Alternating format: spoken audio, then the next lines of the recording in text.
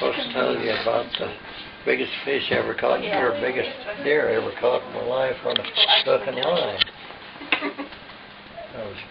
Went down to the little creek down below the house up here on Indian Creek where we lived, and got down there, and the creek had just about dried up. There's just a little trickle going from one puddle of water to the next, but each one of those puddles had a few fish in it every now and then, and just pan-sized trout, which is pretty good eating that way. So I was down there and I was trying to get my hook into that one pond where I could see there was some fish in it, but I was casting my hook back and forth trying to get it under the thorn bushes down into there, and it hooked on something back behind me.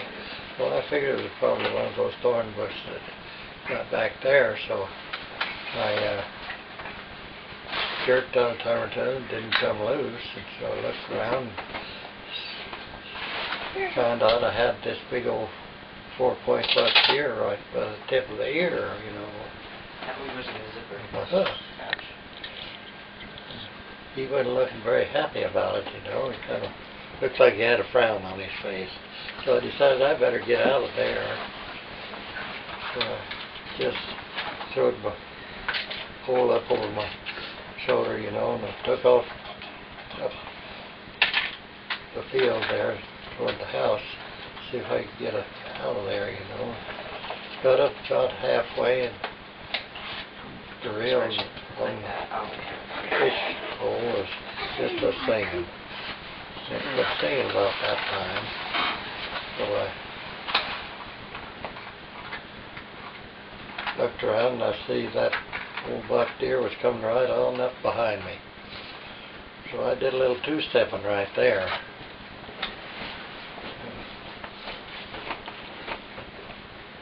Beat him to the house, just barely. Jumped in the side door, the only door into the house, and had a little cement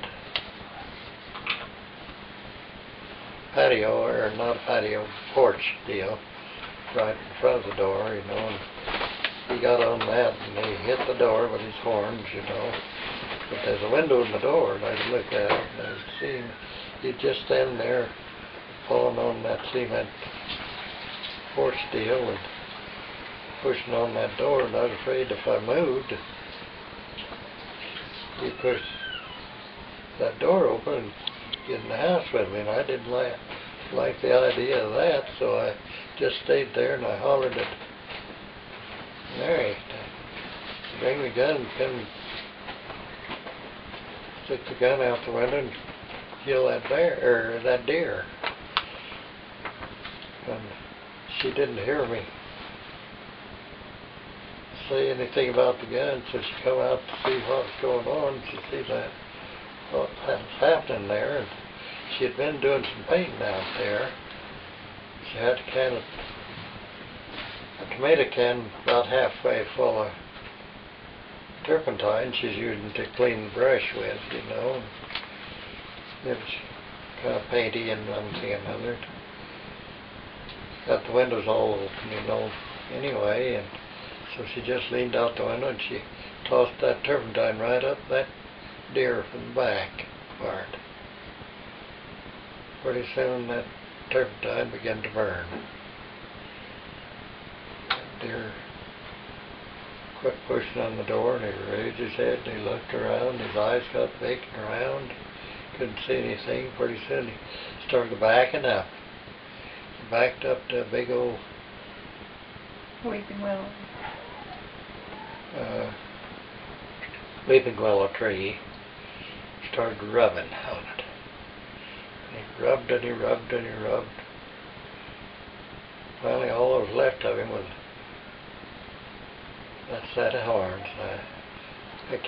I mounted that set of horns and I kept it around for several years, and somebody finally stole it. But anyway, that was the biggest buck deer I ever caught in my life on a hook and line.